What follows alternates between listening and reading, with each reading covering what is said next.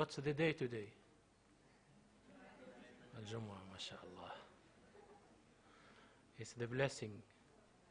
It's the day, because this is the style of Prophet Muhammad sallallahu alaihi wasallam when he was in the farewell pilgrimage.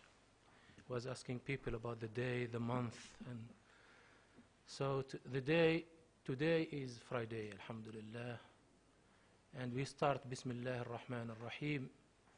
Allahumma salli ala Muhammadin wa ala ali Muhammad kama sallaita ala Ibrahim wa ala ali Ibrahim wa barik ala Muhammadin wa ala ali Muhammad kama barakta ala Ibrahim wa ala ali Ibrahim fil alamin innaka Hamidun Majid.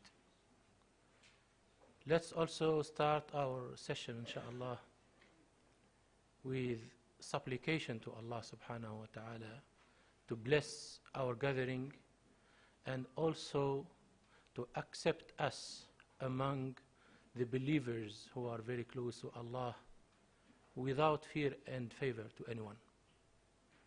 And also may Allah subhanahu wa ta'ala advance us in knowledge and skills.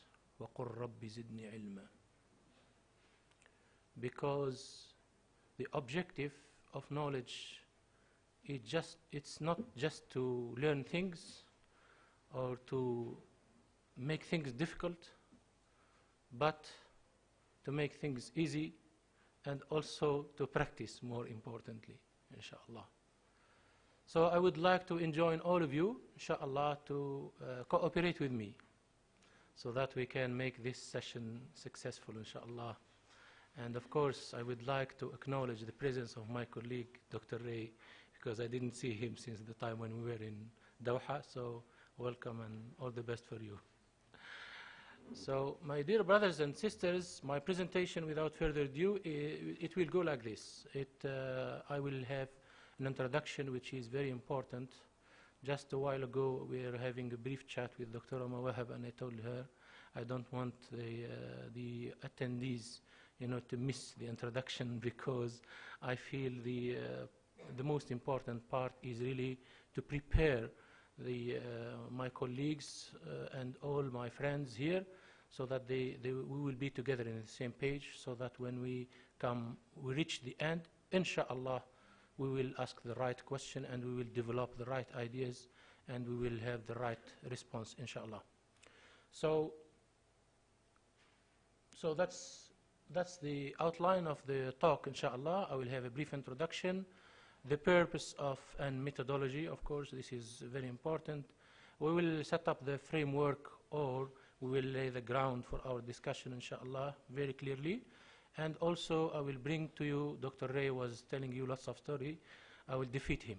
I know, I have good stories, better stories. Not a better story than that one. Yes, so I have also stories that are relevant to our context, and this is also one of the Quranic methodologies, is also to learn and also deliberate on the stories and come up with a good understanding of many facts.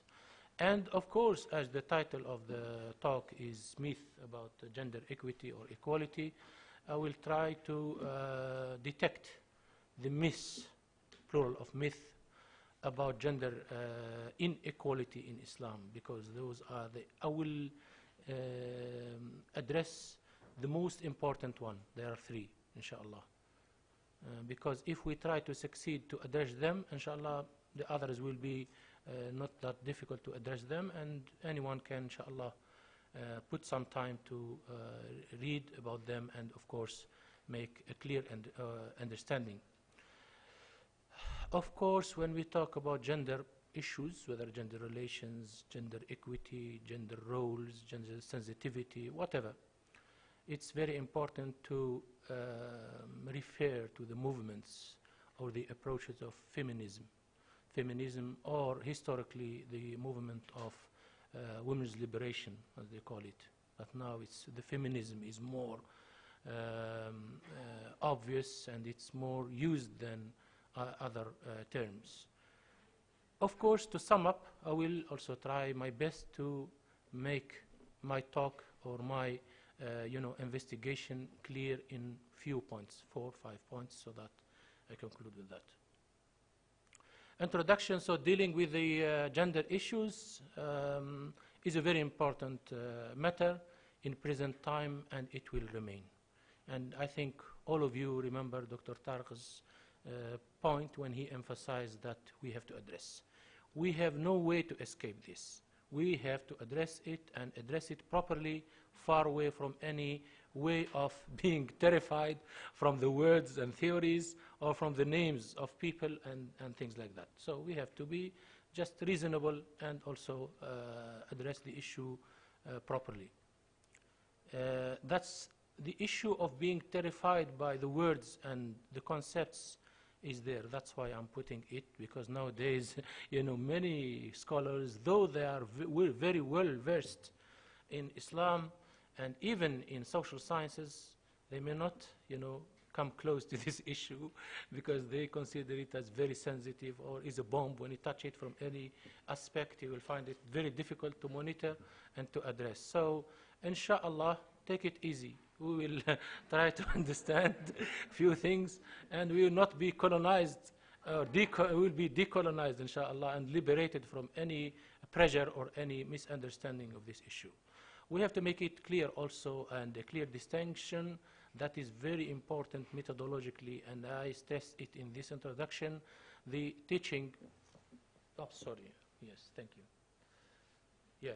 So I will make it clear that the distinction is very important between the normative or the ideals and the teachings of Islam, especially the texts of the revelation, the Quran and Sunnah, and the understandings of scholars and the practice of the Muslims, because these are very problematic. It's not necessarily always the understandings are right, and the practice, also the cultural practice or the norms or the tradition of Muslims in Muslim majority countries is right or according to Islam or in line with the teachings of Islam. So that's very important.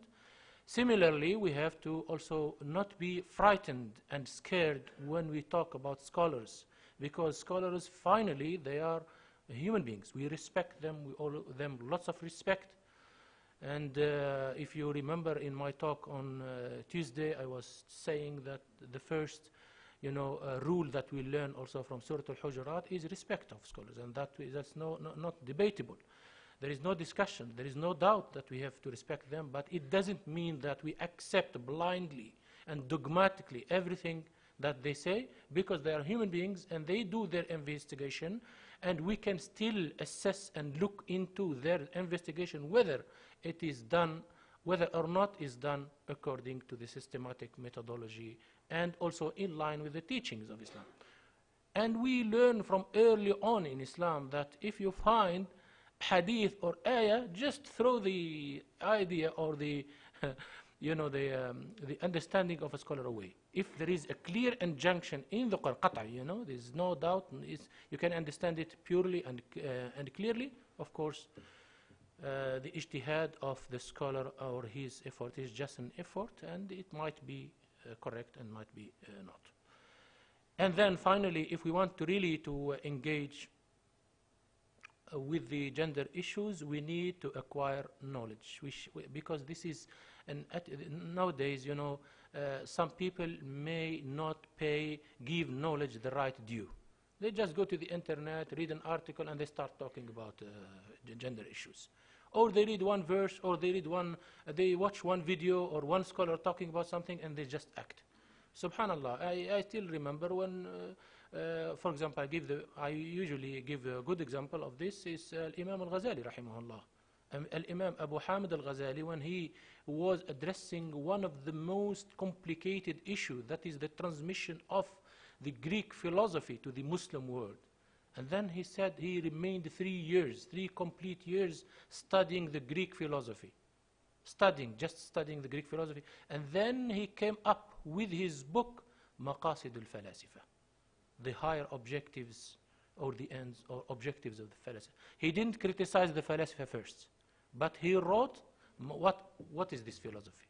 And Maqasid, when you try to understand the maqasid, which means you went deeply into understand the whole theme and the whole system of philosophy.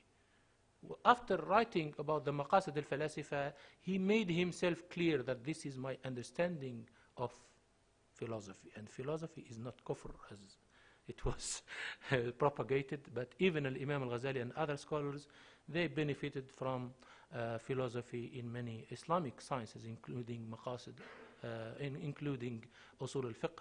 And he himself, Imam al-Ghazali, benefit from the logic, the issue of al-hadd wal-burhan, that is the definition and the argument that you may advance when you rule and give fatwa or ruling. So Imam al-Ghazali then, after writing Maqasid al-Falasifa, he wrote what? Tahafut al-Falasifa. And subhanallah, it's really difficult, very difficult to find the correct or probably the suitable translation of the word tahafut. Some of the scholars, they translated it as bankruptcy of falasifa, others the decay of falasifa, the collapse of the falasifa, Allahu a'lam. Yeah? The incoherence, yeah, jazakallah khair. There were many translations. But the issue here is that he understands first, then you criticize, and then you contribute. So and also being guided by the objectives is very important. Not being sidetracked, from your objectives. The purpose, I would like to clarify the main ambiguities and misunderstandings about gender inequality in Islam. I know part of the, yes, thank you. The other day Sheikh Chauki was helping me, now I have to do it, no problem. So that's the first thing is really to clarify, because we feel the heat, isn't it? We feel the heat of Islamophobia, especially in misconceptions and many concepts that are, propagated and false ideas about Islam. And we will try our best, at least for among us, and also to be equipped with knowledge so that we can really understand properly.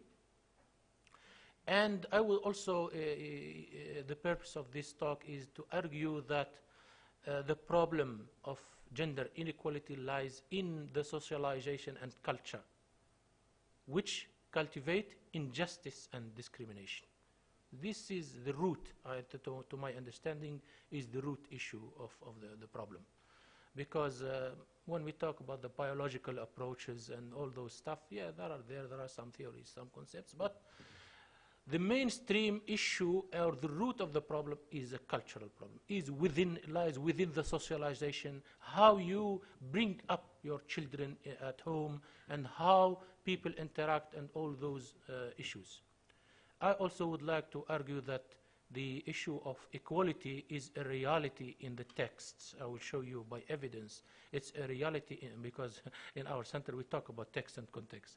So the text I will show you, inshallah, by evidence and by the clear understanding and the systematic interpretation of those texts or these texts, that it's a reality.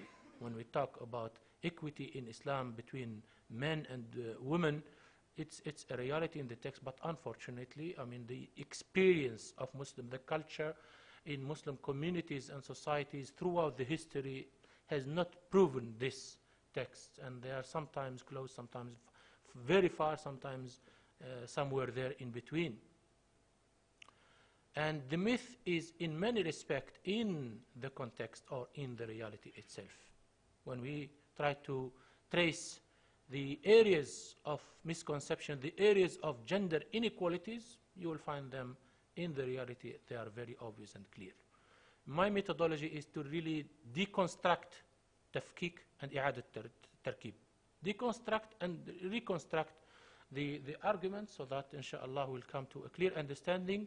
And also, nevertheless, we of course will not forget the assessment, a brief assessment. My comments on the feminists, inshallah, it's only one slide. But to my understanding, the number of slides does not reflect the importance. Yes. And of course, because one of the reasons is Dr. Ray talked about this theoretically. Dr. Mawahib will also talk about this, but I will approach it exactly from the point that I would like to use it in my presentation. This is objectively, of course. And of course, when I deal with the text from Hadith and the Quran, you will see, subhanallah, that really the importance of applying the methodology of thematic interpretation and thematic commentary on the Quran, and also the thematic understanding of the Hadith of Prophet Muhammad sallallahu alaihi wasallam. So, the framework, I will start with the framework quickly, inshallah. What happened to this? Yes. The framework, male and female, men and women, are two. I think we should start from obvious things, otherwise we will not be able to talk to each other. We have to lay the ground of a common understanding. I think this is very important. Is there anybody who argues that men and women are not essential in this society, in any society? Here, please raise your hand. Okay. Raising hands, that has many also, connotations. Sometimes you smile, but you are very angry. Raise your hand, it means you are emphasizing that the matter is true and there is nobody can contest it. And then to maintain the existence and stability in any society or social order, it's required that men and women play different but complementary roles. Can you imagine a society in any point in the history or in present or in the future that all people there, men and women, playing the same role? No, at all. Otherwise, the society will not function, will not exist, will not continue to exist. This is a very logical equation of having different roles and different, but they complement each other. Because I emphasize here the different role, but also they don't contradict, but they complete each other. Then, of course, we come to the issue of the family. The family is one of the most important institutions in society. There are many institutions, including the religious institution, the health institution, the education institution, the media institution, many institutions. But the family is the basic and the most important one. And of course, it takes many forms. When we read the history of society, we find many traditions, how they form families and how they perceive families or family. Then, to establish a family, of course, there must be some sort of marriage or union. And therefore, also, again, societies have developed many forms of bringing male and female together in a marriage or in a union so that they establish a family. But in all human societies, I do think, Allahu A'lam, Dr. Ray may correct me, he is a sociologist, that marriage is not compulsory. Until now. Is marriage compulsory in any law that forces people to get married? No. By traditions, Allahu A'lam, probably, perhaps there are in some traditions somewhere in the world, that probably marriage is a requirement, is compulsory. I've never heard of it, but Allahu A'lam, who knows? So, including Islam, I put it in between brackets, and it's true. In Islam, marriage is not an obligation, is not compulsory, but it's strongly recommended, as you know, strongly recommended. So, when we try to sum up also, we try to understand that the main objective, when we look why we are doing this, in any society, why? What's the objective of having a family? Is it just for vain, or just people are like to be together? And this is not the trend of everyone, of course. It could be one example, specific and exception, but it's not actually the trend. It's not the trend, because we always look to the majority and to the general trend, not to the exceptions. So the general goal of a marriage are basically two.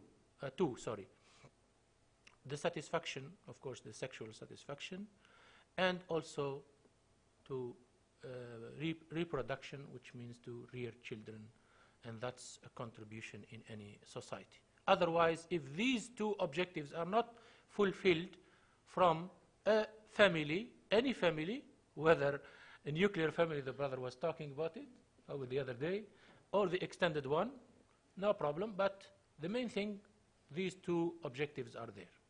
They should be fulfilled. Now I come to talk about another, still in the line, that's the general one, the general, ground that is common to all people, regardless of their religion. Because one sister the other day, I think she asked me about, this sister over here, she is interested, alhamdulillah, to develop some ideas about how she can integrate or introduce gender studies from an Islamic perspective to people from other faiths, because they might not necessarily believe in what you believe, or if you argue saying قال الله تعالى or you bring a hadith, basically they will tell you, sorry, it's not a good argument because I don't believe in that, so bring me another argument. So the argument that I brought at first, that one is common, but now this is for Muslims. I think for Muslims, and it's universal. Those who are interested to take it, this is the argument which has also a rationale behind it. Number one is that the equality is in the origin. And it's very clear where Allah subhanahu wa ta'ala said, يَا أَيُّهَا النَّاسِ اتَّقُوا رَبَّكُمُ الَّذِي خَلَقَكُم مِّن نَفْسٍ وَاحِدَةٍ. O mankind, fear your Lord who created you from one soul. So it's, that's the first verse. And then another verse also in Surah Al-A'raf, هو الذي خلقكم من نفس واحدة. It's quite similar. وجعل منها زوجها ليسكن إليها. And it is He who created you from one soul and created from its mate, and that might dwell in security with her.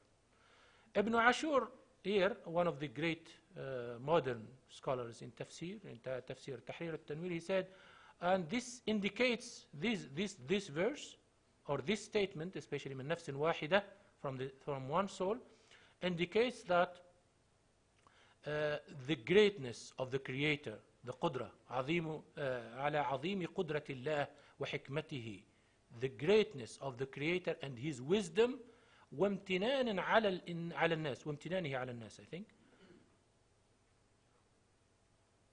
and His favors over people, بأنه, for He created them, وأنه خلقهم بحالة تجعل, in a status تجعل لكل واحد من الصنفين, in a status that make every party of both of them, men and women, ما يصلح لأن يكون له زوجا.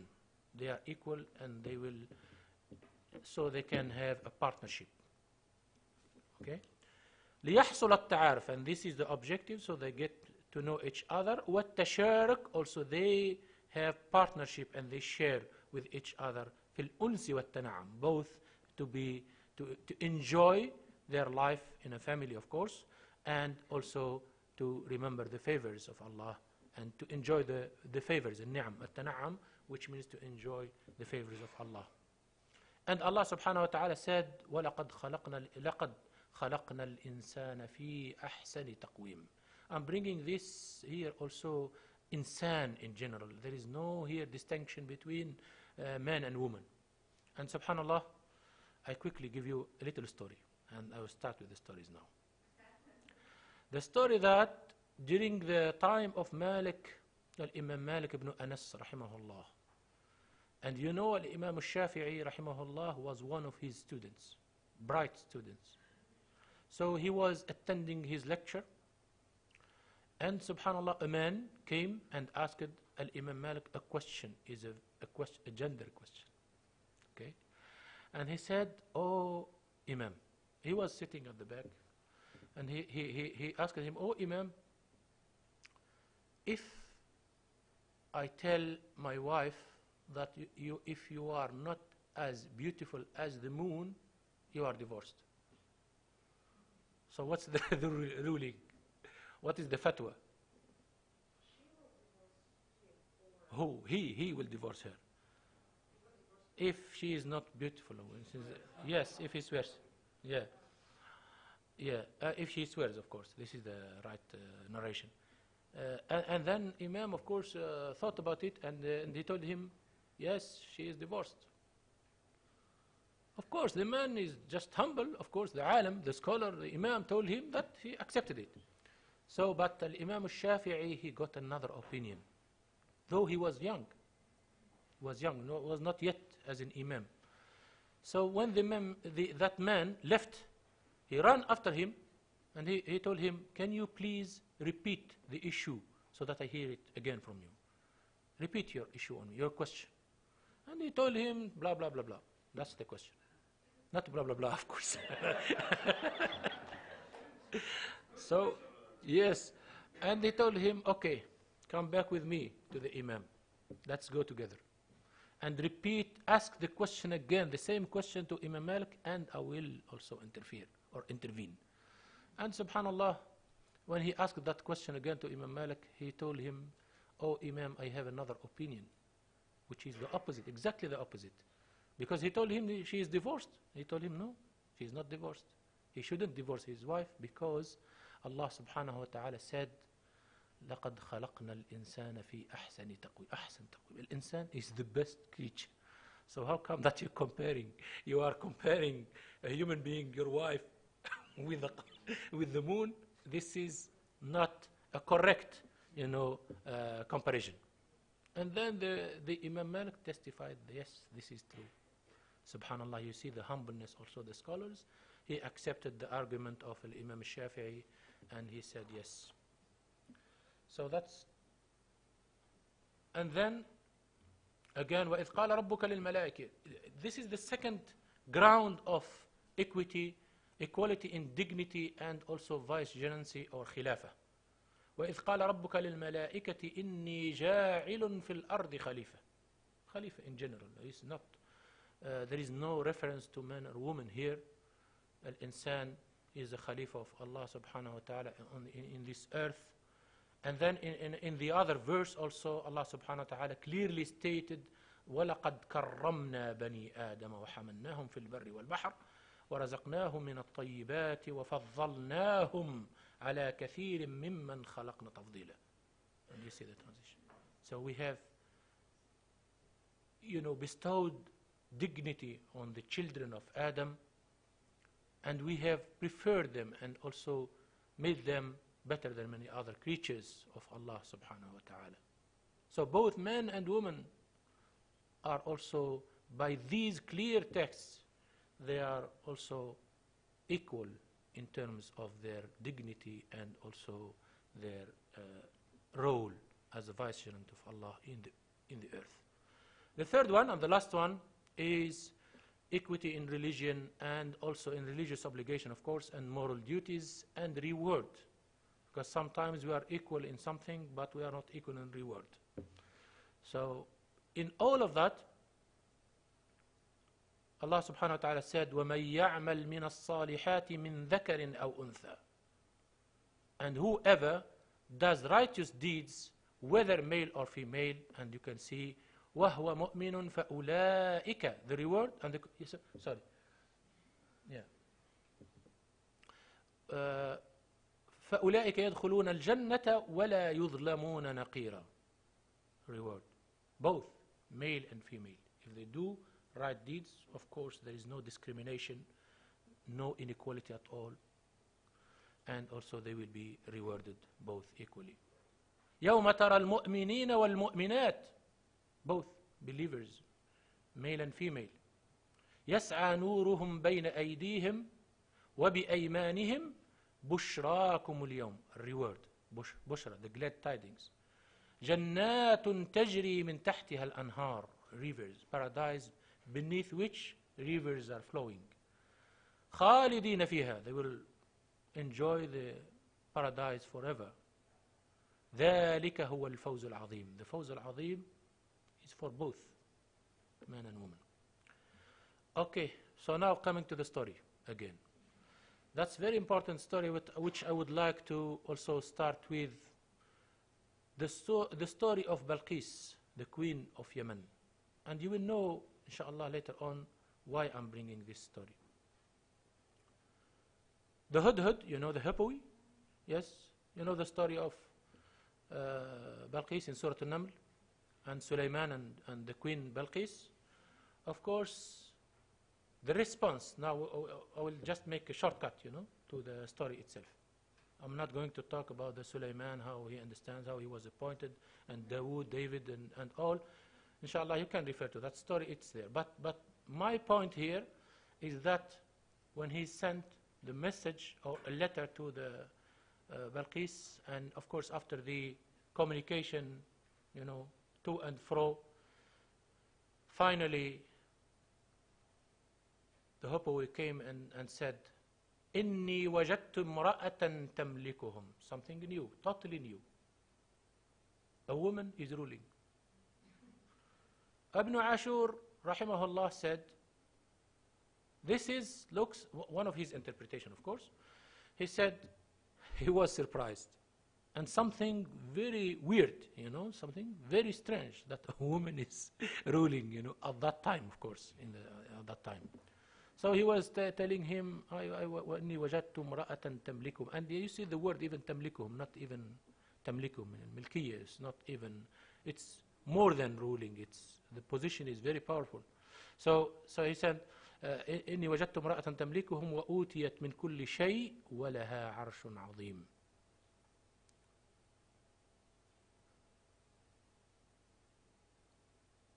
Some scholars differed in this, especially the women. Some said, this is our people are not right. How come that they appoint a woman to rule them?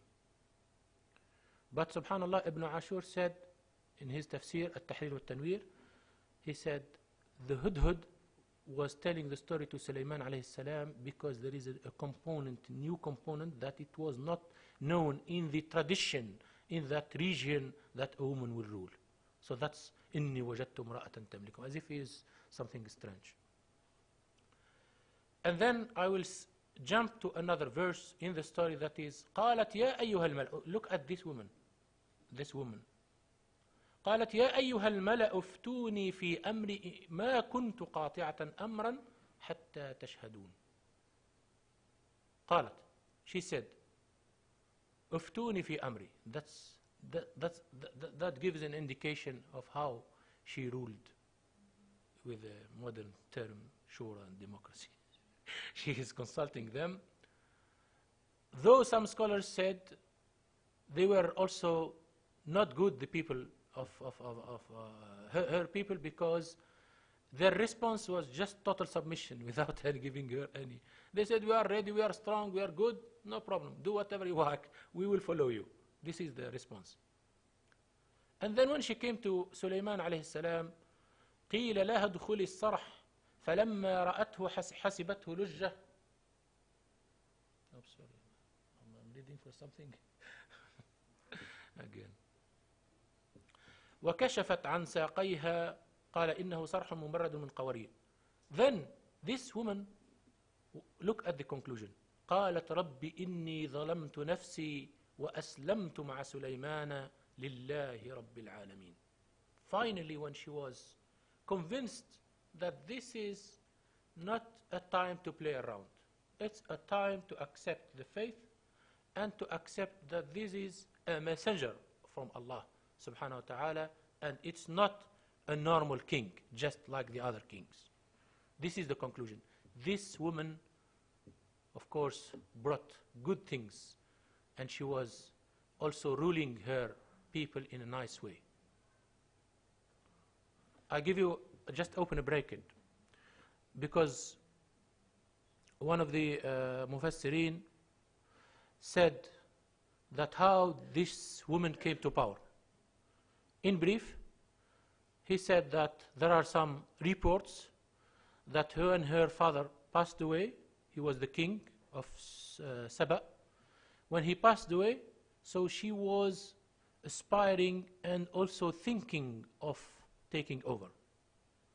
But the people, appointed somebody else. A young man, it was said that he the son of her uncle. And then, while ruling, he was very corrupt from all aspects, politically, morally, economic, from all aspects, to the extent that people were really fed up from him, but they couldn't remove him. So she was thinking how to really save her people or her country from this corrupt ruler. She was very clever. She told him, she sent him a message, she told him, I want to marry you. He was surprised because he knew that she will not marry the type of this man, corrupt man. But then he was surprised. So he sent a messenger to her and she said, are you sure? Are you sure? This is my expression, of course. Are you sure you want to marry me? She said, yes, because you are good. Because you are very good. And she told him like this. And you are upright, and I can't find better than you. This is the message. And he was convinced, you know. So she instructed him or advised him, okay, go and get your people and come and approach me, and for marriage. And when again he gathered the people, he faced some difficulties in convincing them that she will marry him, because they know him and they know her, both of them. So subhanallah, yes, and of course, he told his people, okay, you can go and check.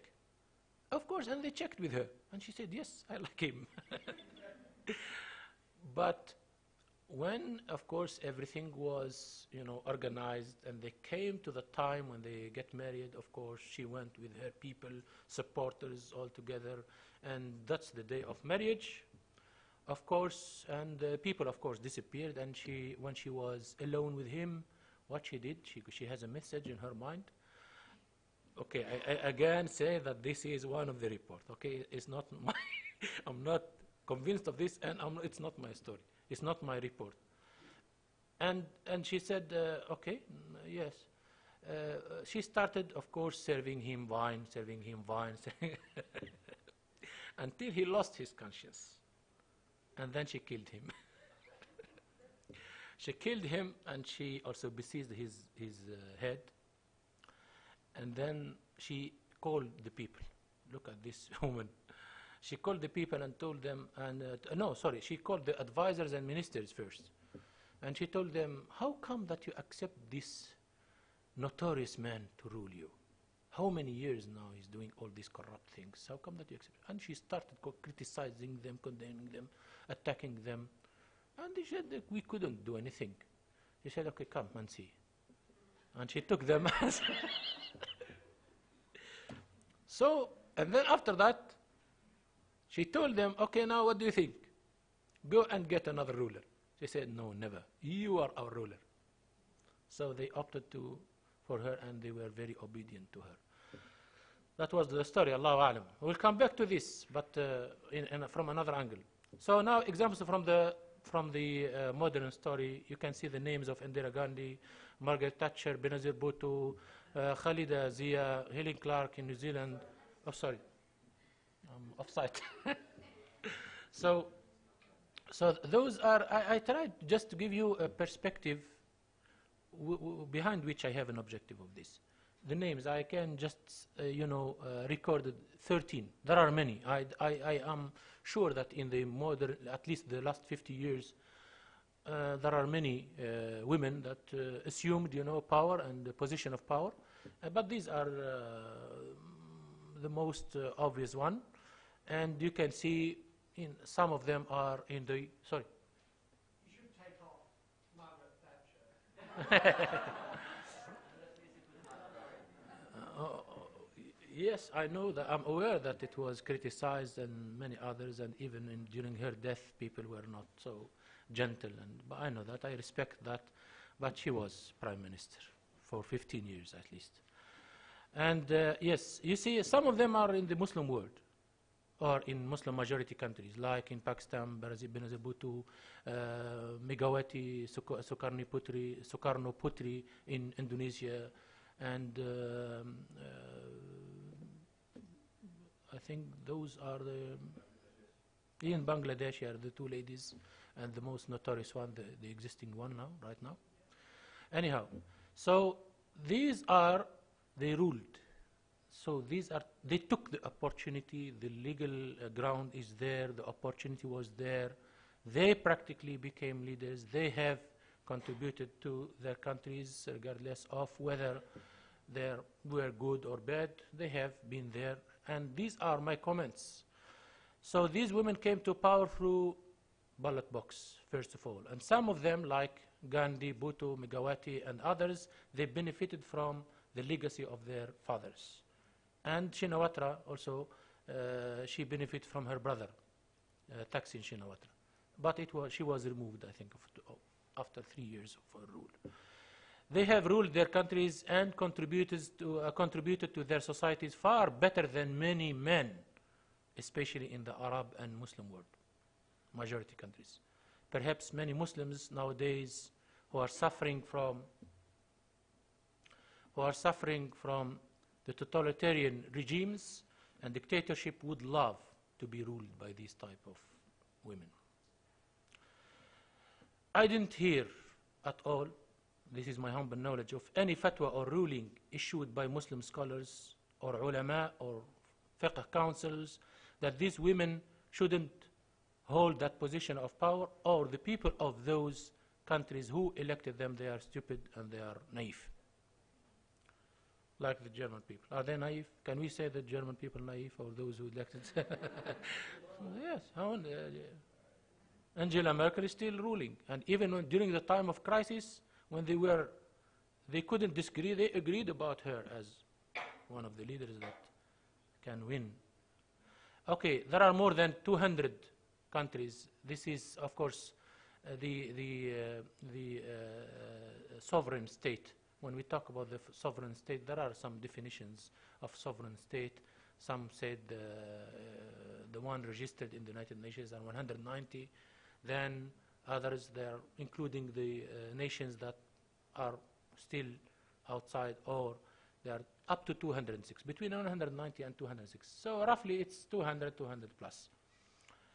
And only 7%, as you can see, I have listed 13. Probably it's more or less. Let's say even 10%. Still, the reality nowadays does not reflect the whole efforts and contributions of the women liberation movements and the feminism, that only 7 or 6% in the world, they could really manage to have their position. Dr. Shinqiti the other day was talking about his daughter, could be, inshallah, the President of the United States. Yeah, inshallah. And Ramon was telling him, I wish you all the best. The next 2016 coming, Allahu A'lam, Hillary Clinton might be the President of the United States, the first time in the history, though the movement of feminism and women liberation is very strong there, but hopefully it can materialize to have one president, female president, inshallah. The situation of, here I have to put some emphasis on the issue of the situation of Muslim majority countries, especially the Arab countries, the Arab Muslim countries, the Gulf countries. Yes, we can see that there are many changes, and the situation of women is getting better. And we have seen, for example, in Tunisia, a woman presidential candidate, but she scored very low anyhow. And in many other countries also, there are ministers, there are judges, there are governors, a member of parliaments, member of the Shura Council, and so on and so forth. So, inshallah, this situation is changing. The main miss, I'm not so sure, I don't know how much time.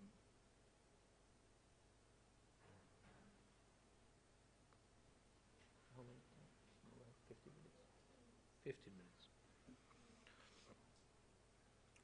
So, these are the problematic and the myths about the Muslim, about inequality in Islam or in Muslim majority countries. So the issue of Qiwama, the issue of Al-Wilaya Al-Amma and Qada, that is holding position of power, ruling a country, or also the judge, and the issue of inheritance, inequality inheritance, how come that man is sacrifice women and things like that. The issue of witnessing in some contexts, why the witnessing or the testimony is requiring 2 women facing 1 man. Why is this? The issue of polygamy. Okay? So the first one, I think it's very dangerous to understand the issue of qiwama in terms of translating the word قوامون, الرجال قوامون, to superiority of man and inferiority of women. This is what was propagated. The propaganda about qiwama is all about this. It's all about the issue of qiwama. It's mentioned in the Quran, الرجال قوامون على النساء, and they are better. The men are better. And بما فضل الله. The second problem is the interpretation of بما فضل الله بعضهم على بعض. Sorry. This is the verse. So qiwama is mistakenly translated to superiority, and similarly the expression of فضل was misunderstood as men are superior and preferred over women. This misunderstanding perhaps came from some scholars' interpretation of the verse. Do you remember when I did in the introduction that I insisted that we have to also criticize the understanding of some scholars? This, and also we have to exercise some self-criticism. Because unfortunately the other day Dr. Shinqiti was mentioning about Al-Imam Al-Jureidini in one of his, how he was perceiving the issue, the whole issue of, Al-Wilaya, Al-Amma, that all are excluded, ladies, slaves, and people, and things like that. So this is Al-Imam Al-Zamakhshari, for example, and he said, وَقَدْ ذَكَرُوا فِي فَضْلِ الرِّجَالِ. The virtues of man, it was said, with regards to the virtues of الرِّجَال, al-aql, which means man has good reason, woman no. Al-aql, wal-hazm, firmness, they are firm, women no. Wal-azm, determination, they have resolution and strong resolution, women no. Wal-quwwa, strength or power. Wal-kitaba, في الغالب. Wal-furusiyya, also acquisition. Wal-rami, shooting or archery. Wa-anna, and then he concluded, which means this is the conclusion now. This is gender sensitive. Okay. وأن منهم الأنبياء والعلماء وفيهم الإمامة الكبرى والصغرى والجهاد والأذان. وأن منهم الأنبياء, among them men. He is referring to men. Because of the aql, because of the power, because of this and that. That's why the prophets, messengers, scholars, imams, leaders, whether Kubra or Sughra, the great imams for the Wilaya Amma or even small responsibility, jihad also, adhan, raising the adhan, delivering the khutbah in the Jumu'ah and leading the Jumu'ah prayer, and having وهم أصحاب اللحى, and they started describing them as if if they don't have beer also they are excluded. وهم أصحاب اللحى والعمائم, turbans, they have beer and turbans. It's a typical type of, stereotyping of these rulers. وبما أنفقوا وبسبب ما أخرجوا في نكاحه من أموال في المهور النفقة. And that's because of this is one of the interpretation of the ayah. So how come we blame others or people from other faith if they really misunderstand this? Unfortunately, we have to rectify this. Again, also Ibn Kathir. Yep, sorry. Ibn Kathir, he said, الرجال أفضل من النساء. Clearly, men as far better, not far better, better, okay? Better من النساء, women, والرجل, man, خير من المرأة. Man is better than woman, or preferred over woman. ولهذا, and the same argument also, and because of this, كانت النبوة مختصة بالرجال. النبوة, prophethood, it's created for men. مختصة بالرجال. This is my expression. وكذلك الملك الأعظم. وكذلك الملك الأعظم, any position of power. And he got a lot of many few things, other things. Again, and he comes again to say, فالرجل أفضل من المرأة في نفسه. Subhanallah, the Quran. You mentioned those ayat when I said, خلقكم من نفس واحدة. You look at this ulama. Here, the contradiction is very clear. Even that contradicts the understanding, that contradicts even the basics of the Quran, the clear ayat of Allah subhanahu wa ta'ala. So the term qawama from qa'im, which means, this is Allahu a'lam, the way how we should understand qawama, the headship and management of the family affairs within the framework of consultation, cooperation, kindness, love and mercy.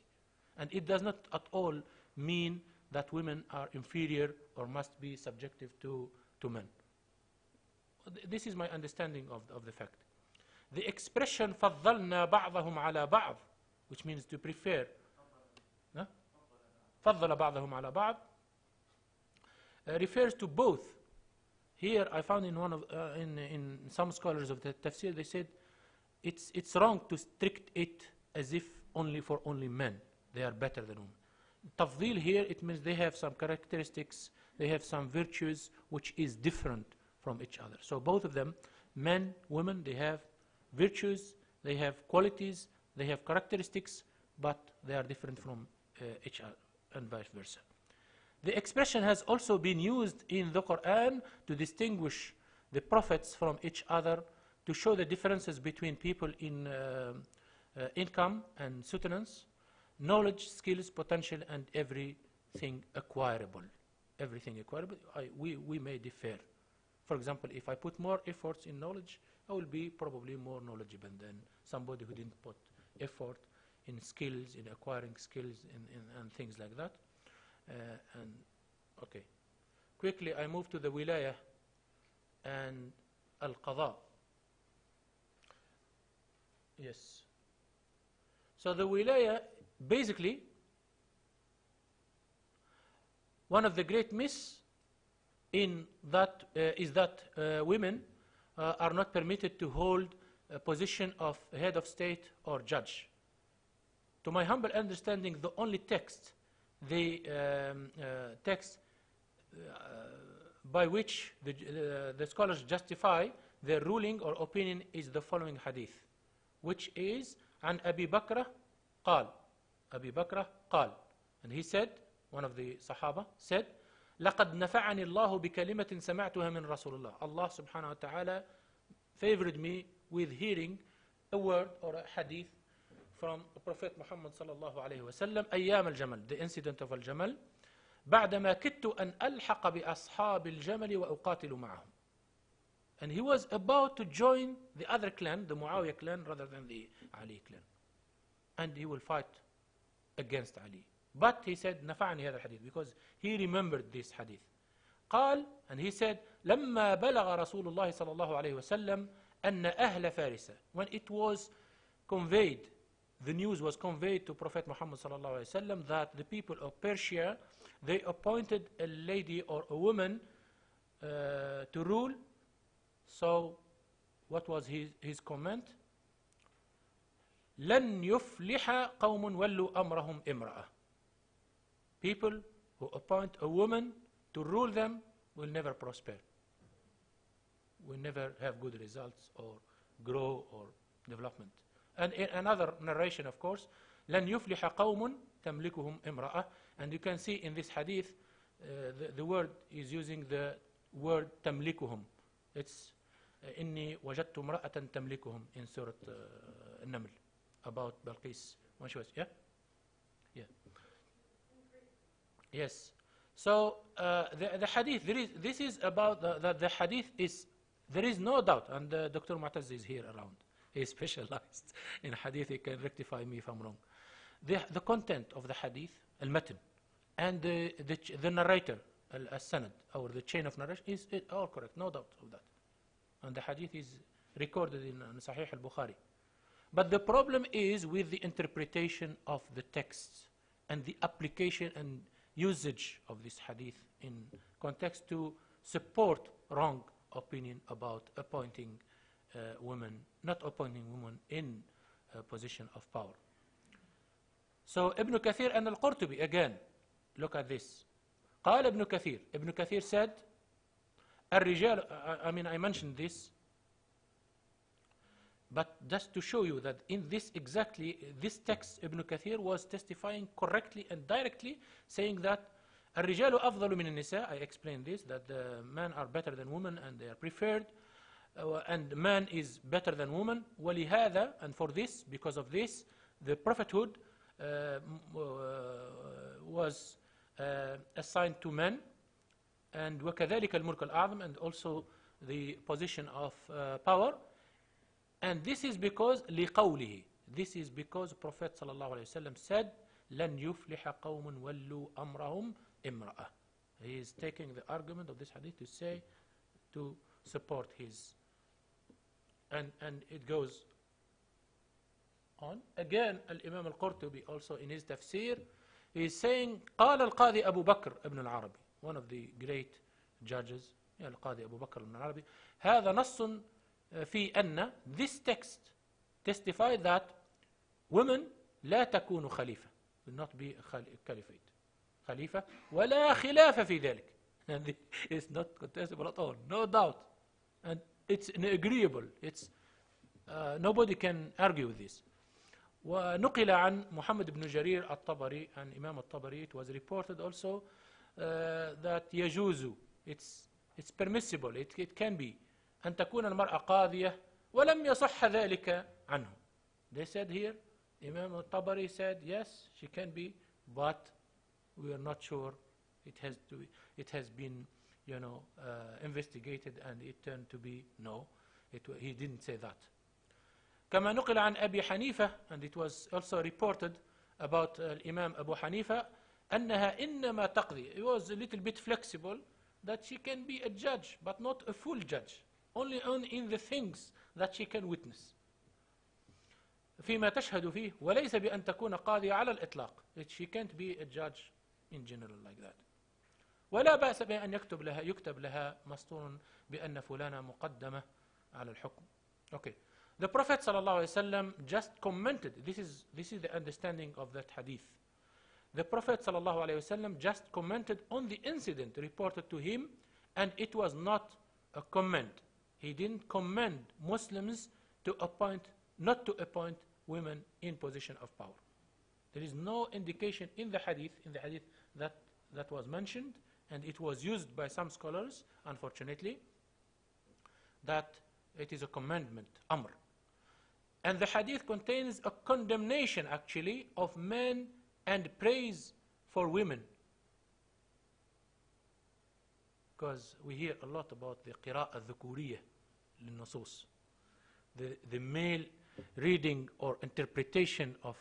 There are lots of feminist, activists. They are nowadays, pointing the fingers to the scholars of tafsir, that's saying that their interpretations are all affected by them being male. Now I'm doing the opposite to show you that. So the hadith really, actually, it's a condemnation of men. Why? Because they were useless in Persia at the time, to the extent that they were not able to take the responsibility and come forward and be the leaders of their country, and a woman took it. So he was condemning men, praising women for being so brave to take such a great responsibility to lead an empire. The absence of women as a prophet, this is because it was also always mentioned here and there, is Allah. First of all, we as Muslims or the believers believe that's the decision of Allah subhanahu wa ta'ala to select. Allah yastafi min al-malaikati rusulan wa min al-nas. So it's the decision, the selection is the decision of Allah subhanahu wa ta'ala to select from angels or from men, or from people,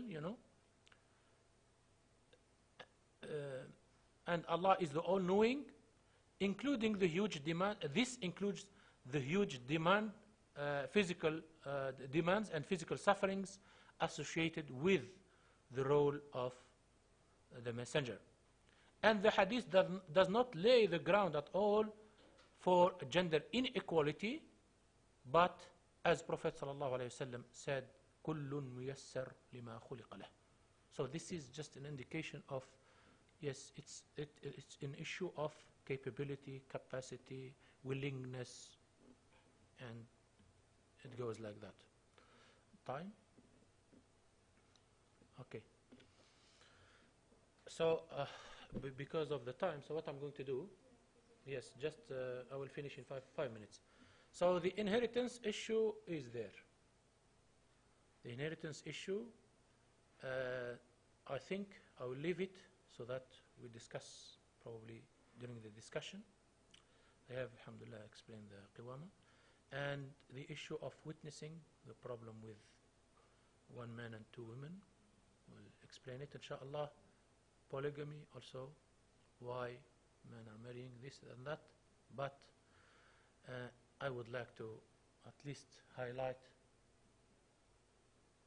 this, inshallah. Comment on the feminist movement. There is no doubt nowadays that the feminist movement is taking root and contributing to the overall, situation in human societies in many countries, in many levels in society, in politics, in economics, in legal aspects, from legal aspects also, and so on. But in summary, I would like, I like one thing about feminism movement, but I would like to summarize. This is my summary. Yeah? One thing I like and one thing I dislike, in a very short, clear manner. The thing that I like is that the contribution the movement has so far made to create awareness about injustice and discrimination against women and the struggle for women empowerment. This is the best thing that I can see in the whole feminism, approaches and movements. Awareness, struggle, achievement are there. Nobody can, challenge this. I like it. The thing that I dislike is that the extremism of some trends and advocates of feminism, which led to injustice and discrimination against men. Because we are solving a problem by creating another problem. Yes, you solve the problem, but you still acknowledge that there are also two components in society, men and women. So if you create again the disbalance, you will be also facing the same problem later on, solving the problem of men. So that's against men, and also taking it as an excuse. This is within what so-called Islamic feminism. Sometimes, no, not all, sometimes they are taking the in women and men and not equality. And at last but not least, I really think that we have also to be cautious about when speaking about feminism. There is no polarization in feminism, and I think that the so-called, and Mawahib I think is going to speak about that, the so-called Islamic feminism can be a third way by reconciling actually women and men, and can reconcile the way we can feel and see that there are that in the religious scriptural sources, there are arguments of justice between women and men, but what we are expecting now, this is theoretical tools by approaching the scriptural sources to come up to that justice between women and men, and today we don't have any model of approaching the text to come to that justice between women and men. Sorry, I've been long, it's because I have to leave. I can pass the mic to the microphone. Let's keep some balance with the gender balance, okay? Give the microphone to the brother. Okay, my comment actually while passing the microphone to brother over there or here, no problem, I don't mind. Dr. Hamidi, Jazakallah khair for the comments, and I accept your comments, and I will try to develop, inshallah, an accurate, terminology of feminism, gender, and all the related issues. I'm happy that my conclusion is in the right direction. Issue of justice. I think that's my understanding. It's I think we should really concentrate on the issue of justice, and I'm very hopeful, as you are, inshallah, specialized, and Dr. Mawahib is working. So inshallah, you come up with something new in this, debate of Islamic feminism, inshallah. Yes, brother. Alaikum assalam. Assalamu alaikum. I was just thinking that we have more time later on today for like a discussion, inshallah. And the three issues that you brushed over, inheritance, testimony, and polygamy, if we don't have time to go through your whole presentation on them, could you like give us a conclusion on each of them with the time we have left? Or I don't know how everyone else feels, but... What we can do, no. Jazakallah khair. But what I'm suggesting, as I think it will be incomplete presentation. What I promise you in the afternoon session, the first thing I will start it. I will take 4 minutes, as he said, inshallah. Now? No. Now I want to take questions, not because I don't want also to give not a fair assessment of these three issues, because they are the core of the myths about Islam and about inheritance. So what I promise you, inshallah, in the afternoon session, I will give you a brief, inshallah, and concise, direct, easy, simple, inshallah, understanding of the three issues. And then we can start. But now let me take another question, inshallah. Thank you for that. Okay, sister over, and then sister over. Okay, I'll take both questions. Yeah? One more question? We said 4 minutes. No, but now that's already 2 minutes. 2 minutes, okay. No problem, just, okay, so the microphone is here. No. Sister? Okay, we'll keep your questions, keep on your questions, inshallah. Okay, thank you very much for your presentation. I have 2 questions, please.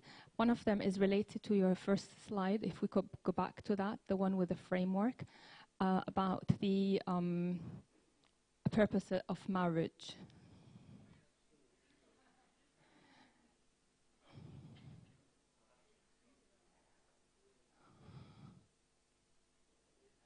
The last line says the main goals of marriage is abstinence and reproduction. I understand that this could be cause for marriage, but from my understanding of the ayat of marriage that you have cited here, both of them talk about second. The one that وَجَعَلَ مِنْهَا زَوْجَهَا لِيَسْكُنَ إِلَيْهَا, and the other one ومن آياته أن جعل لكم من جعل لكم من أنفسكم أزواجا لتسكنوا إليها. So the word second in Arabic means stillness, means peace. So I think the purpose of marriage as specified here, I'm not saying those are not purposes, but the purpose of marriage is spiritual, highly spiritual and psychological. And I think this is very much to be emphasized because we have Muslim families with many children, but lots of troubles. And I think it's very important. I have seen this several times, and I think that is not so much consistent with the ayah as I understand it. So I thought I'll bring that up. The other question, or perhaps I'd like to take your view on that. Don't you think we need a rewriting of the seerah to highlight the actual and real society of Al-Madinah, which consisted of the companions as we know them, Khalid ibn al-Walid, Abdurrahman ibn Auf, and many of the rest of them great, but also their wives and sisters and mothers. I'm saying this because of the creation, the psychological effect of role models. personally, the women that I often hear about are the mothers of the believers and the daughters of the Prophet, and Nusayba, and a couple of others who were on the wars. But that's not Mujtama al-Madina. It's an unrealistic picture of a society. And that doesn't only apply to Mujtama al-Madina, it applies to all the scholars, all the mufassirin, everything else. I mean, all the scholars that you have cited here are men. Whereas Al-Imam al-Shafi'i is known to have had 4 female teachers. We know the name of Al-Imam al-Shafi'i, we don't know the names of those 4 female teachers. So I think it is very important to have that rewriting of Asira. I'm not saying that this necessarily has to be done by women, as the doctor said here, very much by men. The final is that I'd really love it if we could go back to the concept of the human being, because we often have that bipolar type of discussion between men saying, oh, women can't rule, and women saying, oh, men are the causes of all the wars. And I think we really need to go back to the concept of the human being, as Professor Ramadan specified it. The one who rules is the one who is most qualified. That's how it should be, in my opinion. Thank you.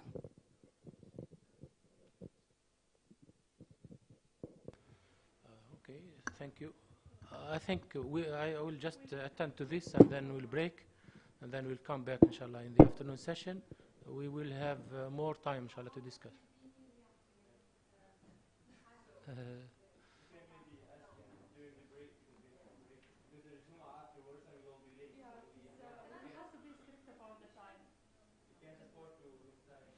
Okay, I've took note of what our sister said. So, 1 minute. Can you get 1 minute? Yes, please. Okay, just 1 minute. Just. Okay. Yes. Men in Islam. Because no matter how much we talk about women in Islam, unless we have a discourse about men in Islam, it's very difficult. Even here, there are more women than men, and we're kind of almost responding to the accusations of the other. So we're coming from a defensive point of view, whether we say it's justice, equality. But until we have a vision of what men are, apart from being providers, because otherwise women are just mothers or daughters, and then it becomes very difficult expanding any other role. I'll be interested in hearing about your views on that in relation to women, because it's always, I feel that we're having to say 1400 years ago Islam gave these rights, blah blah blah, but the reality on the ground is Muslim families are disintegrating. The reality on the ground is, I mean, I'm a mother of boys.